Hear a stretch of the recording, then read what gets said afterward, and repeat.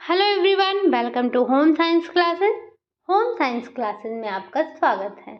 कैसे हैं आप? आशा करती हूँ अच्छे होंगे, खुश होंगे, मस्त होंगे और पढ़ाई कर रहे होंगे। तो आपको पता है हमारी चर्चा चल रही है होम मैनेजमेंट पर। होम मैनेजमेंट में आज हम देखेंगे भवन निर्माण सामग्री, क्योंकि इससे पहले हमने देखा था आवास के बारे में चर्चा किया था कि आवास क्या होता है। घर और मकान में हमने अंतर भी देखा था। हमने भूखंड का भी चयन कर लिया था अपना घर बनवाने के लिए, और हमने मिट्टी का भी चयन कर लिया था। जब अब हमने अपने भूखंड का चयन कर लिया, अपने मिट्टी का चयन कर लिया है, तो अब देर किस बात की, अब हम घर बना लेते हैं। लेकिन अब घर बनाने के लिए हमें किसकी आवश्यकता होगी? हमें होगी उसकी सामग्री की आवश्यकता, कि हमें घर बनवाने में किन किन सामग्रियों की आवश्यकता होती है। हम इस पर चर्चा कर लेते हैं। यहाँ से आपसे क्वेश्चन पूछा जाता है, इसीलिए आपको ये नोट डाउन कर लेना है। बहुत ज़्यादा नहीं है, बस 2-4 सामग्रियां हैं जिसे हमें याद रखना है। ठीक, तो सबसे पहले याद आता है ईंट। हमें घर बनवाने के लिए किस चीज़ की आवश्यकता होती है? तो हमें घर बनवाने के लिए सबसे पहले ईंट की आवश्यकता होती है। बिना ईंट के हम अपनी नींव नहीं रख सकते हैं। अगर हमारी नींव नहीं रखी जाएगी तो हमारा मकान नहीं तैयार होगा। तो सबसे पहले हमें ईंट की आवश्यकता होती है। अब ये ईंट बनती किस किस चीज़ से है? तो मिट्टी, जल और बालू, इन तीनों को मिलाकर क्या बनती है? हमारी ईंट बनती है। लेकिन क्या हम ईंट में बस यही 3 चीज़ें डालते हैं? नहीं, हम उसमें और चीज़ें भी डालते हैं। जैसे जैसे आ जाता है लोहा। लोहा क्यों डाला जाता है? लोहा डाला जाता है लाल रंग के लिए। तो लाल रंग के लिए किस चीज़ को डाला जाता है? लौह ऑक्साइड को। ये आपको याद रखना है। ये इतना जो भी लिखा गया है ये आपको नोट डाउन कर लेना है, क्योंकि यहाँ से क्वेश्चन आपसे पूछा जाता है। और ढांचा देने के लिए हमें किसका प्रयोग किया जाता है? एल्युमिनियम, एल्यूमिना का, एल्यूमिनियम ऑक्साइड का प्रयोग करते हैं हम। किसके लिए? हमें ढांचा देने के लिए इसकी ज़रूरत होती है। नहीं तो हमारी क्या होगी? हमारी ईंट छिटक पिटक जाएगी। ठीक, सिलिका, सिलिका की आवश्यकता क्यों होती है? चटकने से बचाने के लिए, सिकुड़ने से बचाने के लिए। आपने देखा होगा ईंट हमारी बिल्कुल प्लेन होती है। क्यों? क्योंकि हम अपनी ईंट में इन सब चीज़ों का मिश्रण करते हैं। फिर मैग्नीशिया, मैग्नीशिया किसके लिए होता है? ये पीला रंग। तो पीला रंग पाने के लिए हमें क्या डालते हैं उसमें? मैग्नीशियम ऑक्साइड का प्रयोग करते हैं। चूना, चूना क्यों करते हैं? चूना मजबूती के लिए किया जाता है। कैल्शियम ऑक्साइड का प्रयोग, कैल्शियम ऑक्साइड का प्रयोग क्यों किया जाता है? मजबूती के लिए। और कैल्शियम ऑक्साइड मिलता है कहाँ से? चूने से मिलता है। तो आपको याद रखना है लौह ऑक्साइड का प्रयोग क्यों किया जाता है? लाल रंग, ईंट को लाल रंग देने के लिए इसका प्रयोग किया जाता है। और ईंट को ढांचा देने के लिए किसका प्रयोग किया जाता है? तो उसका प्रयोग किया जाता है एल्युमिनियम ऑक्साइड का प्रयोग किया जाता है। फिर सिकुड़ने और चटकने से बचाने के लिए किसका प्रयोग किया जाता है? तो सिलिका का प्रयोग किया जाता है। फिर पीला रंग क्यों दिया जाता है? मैग्नीशियम ऑक्साइड क्यों डाला जाता है? वो पीला रंग देने के लिए, ईंट को पीला रंग देने के लिए। फिर चूने का प्रयोग क्यों किया जाता है? वो मजबूती के लिए किया जाता है। किसका? इसका जो रासायनिक नाम होता है वो क्या होता है? Calcium oxide. तो इसका प्रयोग किसके लिए किया जाता है? चूने को मजबूती देने के लिए। तो ये आपको याद रखना है। ढांचा देने के लिए एल्युमिनियम ऑक्साइड, लाल रंग के लिए लौह ऑक्साइड, सिकुड़ने और चटकने से बचाने के लिए सिलिका की आवश्यकता होती है। मैग्नीशियम ऑक्साइड पीले रंग के लिए किया जाता है। मजबूती देने के लिए कैल्शियम ऑक्साइड का प्रयोग किया जाता है। ठीक, अब आ जाते हैं आकार। ईंट का कुछ आकार भी होता है, तो हमें इसको याद रखना है। ईंट का आकार जो एक मानक रखा गया है वो 2 दिया गया है। कौन सा? 9 गुणे 4.3 गुणे 5। ठीक, लंबाई, चौड़ाई और ऊंचाई का ये अनुपात होता है। तो 10 गुणे 5 गुणे 3, ये 2 मानक आपको याद रखने हैं। ये ईंट का हमारा मानक हो जाता है। कोई इसका फिक्स एक मानक नहीं दिया गया है, लेकिन ये 2 मानक आपके लिए स्टैंडर्ड माने जाते हैं। ये आपको याद रखने हैं। ठीक, अब हम देख लेते हैं लकड़ी। अब जब हम अपना मकान बनवा रहे हैं तो उसमें लकड़ी की भी आवश्यकता होती है हमें। तो हम याद रख लेते हैं कि हमें कौन कौन सी लकड़ियों का प्रयोग करना चाहिए अपना घर बनवाते समय। तो जो वृक्ष होते हैं ये 2 प्रकार के होते हैं। कौन कौन से? एक होता है सदाबहार वृक्ष और एक होता है पतझड़ वाला। तो सदाबहार वृक्ष क्या होते हैं? ये ठंडे स्थानों पर पाए जाते हैं। इसमें यह कैसा होता है? यह तिकोने आकार का होता है। इसमें क्या क्या आ जाता है? इसमें आ जाता है चीड़, फर, देवदार। ये आपके आ जाते हैं किसमें? सदाबहार में। और पतझड़ में क्या आ जाता है? पतझड़ में क्या होता है? वो गोल आकार का होता है। ठीक, इसमें क्या क्या आ जाता है? इसमें सबसे ज़्यादा आता है सागौन, शीशम, साल, हल्दू, आम, महोगनी। ये सब क्या आ जाते हैं? ये सब आपके आ जाते हैं पतझड़, जो कि हमें हमारे आसपास ज़्यादा देखने को मिलते हैं। तो हम इनकी विशेषताओं पर थोड़ी थोड़ी चर्चा कर लेते हैं कि इनकी क्या क्या विशेषताएं होती हैं। तो सबसे पहले आ जाते हैं हम सागौन पर। तो सागौन की लकड़ी क्या होती है? ये होती है मजबूत होती है, टिकाऊ होती है, इस पे पॉलिश अच्छा चढ़ता है, कीड़े या दीमक नहीं लगते हैं। तो ये होती है इसकी विशेषता। अगला आ जाता है साल। साल क्या होता है? ये भी मजबूत होता है, टिकाऊ होता है, लेकिन इस पर पॉलिश जो है वो अच्छी नहीं चढ़ती है। फिर अगला आ जाता है शीशम। शीशम क्या होता है? ये मजबूत होता है, भूरा होता है, और इस पे सर्वश्रेष्ठ रंग कौन सा चढ़ता है? तो वो चढ़ता है काला रंग। ठीक। हल्दू। हल्दू क्या होता है? भार में हल्का होता है, खिलौने बनाने के काम में आता है। मतलब ये हल्का होता है तो हम इसको दरवाजे खिड़कियां नहीं बनाते हैं, लेकिन इसका प्रयोग सबसे ज़्यादा कहाँ किया जाता है? इसका प्रयोग किया जाता है खिलौना बनाने में। आम क्या होता है? आम जो है सबसे सस्ता होता है, पैकिंग में इसका प्रयोग किया जाता है। ठीक। महोगनी क्या होती है? ये गीली तो कमजोर होती है, लेकिन सूखी बहुत मजबूत होती है।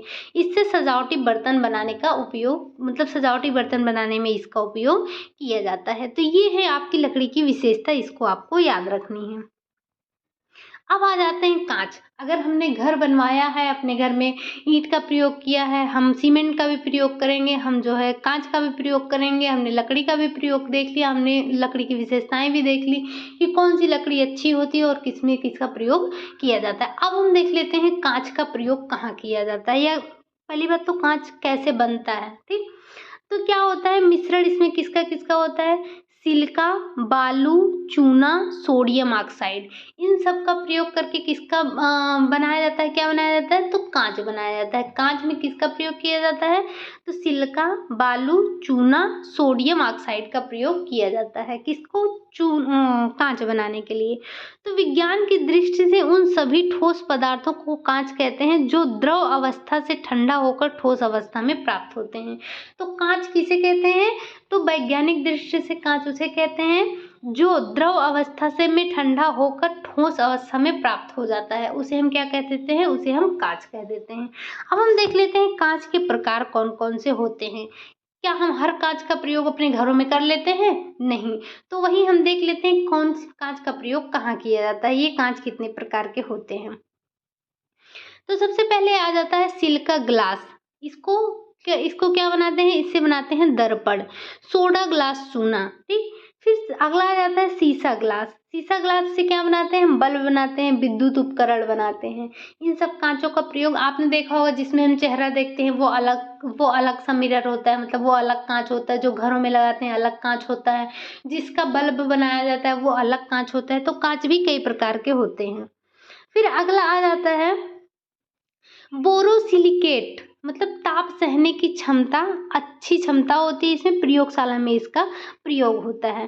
तो इसका प्रयोग कहाँ किया जाता है? प्रयोगशाला में किया जाता है। इसमें ताप सहने की क्षमता अधिक होती है। Sheet glass. शीट ग्लास क्या होता है? जो एक पूरा शीट बनाया जाता है, वो क्या होता है? शीट ग्लास होता है। बस आपको याद रखना है शीट ग्लास क्या होता है। मतलब ये बोरोसिलिकेट जो ग्लास है उसका प्रकार है। तो शीट ग्लास होता है, प्लेट ग्लास होता है, फ्लैट ग्लास होता है, लिमिनेटेड ग्लास होता है। आपने देखा होगा जो आप लिमिनेटेड करवाते हैं, ये दो परतों वाला होता है। ठीक। और टेम्पर्ड ग्लास क्या होता है? इसमें ताप सहने की क्षमता अधिक होती है। फिर आ जाता है ऑप्टिकल ग्लास, चश्मा या दूरबीन बनाने में। शुद्ध कांच, शुद्ध कांच तो शुद्ध कांच ही है। फिर ये जो शीट ग्लास होता है और ये जो प्लेट ग्लास होता है, प्लेट ग्लास से क्या बनाते हैं? ये जो प्लेट ग्लास होता है इससे, मतलब प्लेट ग्लास, ये मान लीजिए प्लेट ग्लास हो गया, इसे ट्रांसपेरेंट वॉल बनाते हैं। ठीक।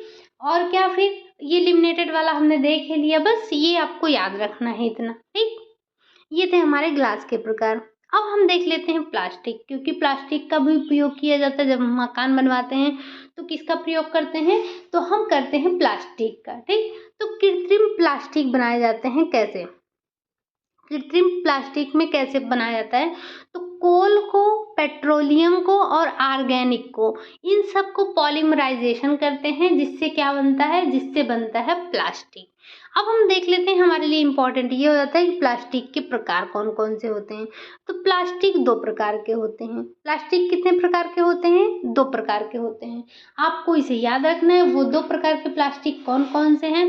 तो पहला आ जाता है थर्मोप्लास्टिक, जिसे रिसाइकिल किया जा सकता है, मतलब जिसे हम बार बार यूज कर सकते हैं। जैसे क्या? जैसे पॉलीथीन हो गया, तो हम इसका प्रयोग बार बार कर सकते हैं। ठीक। और अगला आ जाता है हमारा थर्मोसेटिंग।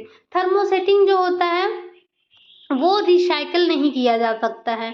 इसका प्रयोग हम एक बार से ज़्यादा, जिसका मतलब एक वन टाइम यूज कर सकते हैं हम, इसको हम बार बार प्रयोग नहीं कर सकते हैं। तो ये हो जाता है हमारा थर्मोसेटिंग।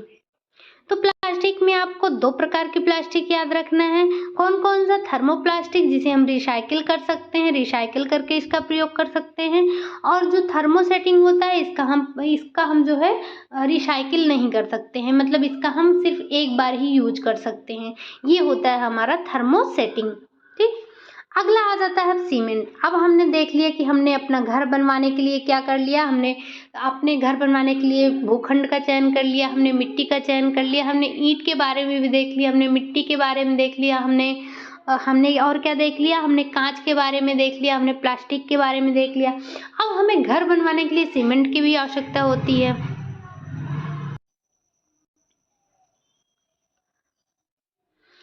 अब आगे हम देख लेते हैं सीमेंट के प्रकार। सीमेंट के कौन कौन से प्रकार होते हैं। ये हमारा भवन निर्माण सामग्री में आखिरी सामग्री होगा। ठीक। तो क्या हो, जो हमारा साधारण सीमेंट होता है इसे हम पोर्टलैंड सीमेंट कहते हैं। यही हमारा भवन निर्माण में जो है इसी का प्रयोग किया जाता है। जब हम भवन निर्माण करते हैं तो किस सीमेंट का प्रयोग करते हैं, तो हम पोर्टलैंड सीमेंट का ही प्रयोग करते हैं। ठीक। फिर अगला आ जाता है शीघ्र जमने वाला सीमेंट। ये शीघ्र जमने वाला सीमेंट होता है, ये बढ़ता नहीं है। ब्रिज हो गया, मतलब बहता नहीं है, जैसे ब्रिज हो गया, फ्लाईओवर हो गया, इन सब बनाने के लिए, ये सब बनाने के लिए हम किसका प्रयोग करते हैं, तो शीघ्र जमने वाले सीमेंट का प्रयोग करते हैं। फिर आ जाता है हमारा रंगीन सीमेंट। रंगीन सीमेंट क्या होता है, दीवार फर्श को सुंदर बनाने के लिए किसका प्रयोग करते हैं, तो ये जो है ये थोड़ा महंगा भी होता है और ये इससे सुंदरता भी अधिक आती है, लेकिन तो ये क्या होता है, ये रंगीन सीमेंट होता है। फिर आ जाता है हमारा सफेद सीमेंट, धमन भट्टी का सीमेंट, फिर पजोलेनिक सीमेंट। ये होते हैं हमारे सीमेंट के प्रकार। ठीक। तो ये इतना आपको याद रखना है। आपके लिए सबसे ज्यादा इंपॉर्टेंट क्या होता है, ईंट वाला, कि ये ईंट में क्या क्या मिलाया जाता है और क्यों मिलाया जाता है। तो हम एक बार फिर से देख लेते हैं कि ईंट में हम क्या मिलाते हैं। ईंट में हम जो लौह ऑक्साइड मिलाते हैं, क्यों, क्योंकि हम लाल रंग देते हैं ईंट को, इसीलिए हम क्या मिलाते हैं, लौह ऑक्साइड मिलाते हैं। और फिर हम मिलाते हैं एल्युमिनियम ऑक्साइड। वो क्यों मिलाते हैं, वो हम देते हैं ढांचा देने के लिए, अपने ईंट को सांचा देने के लिए, ढांचा देने के लिए किसका प्रयोग करते हैं, एल्युमिनियम ऑक्साइड का प्रयोग करते हैं। फिर आ जाता है कि सिल्का का प्रयोग किया जाता है, क्यों, क्योंकि वो जो है सिकुड़ने और चटकने से हमें बचाता है, ईंट को हमारे सिकुड़ने और चटकने से बचाता है। फिर अगला आ जाता है मैग्नीशियम ऑक्साइड। मैग्नीशियम ऑक्साइड का प्रयोग क्यों किया जाता है, तो पीला रंग देने के लिए, ईंट को पीला रंग देने के लिए इसका प्रयोग किया जाता है, मैग्नीशियम ऑक्साइड का प्रयोग किया जाता है। कैल्शियम ऑक्साइड का प्रयोग क्यों किया जाता है, तो वो चूना, मतलब जो ये कैल्शियम ऑक्साइड है ये चूना है, चूने का प्रयोग क्यों किया जाता है, तो वो ईंट को मजबूती देने के लिए प्रयोग किया जाता है, किसका, ये कैल्शियम ऑक्साइड का। तो इन सब चीजों से मिलकर ये हमारा ईंट तैयार होता है।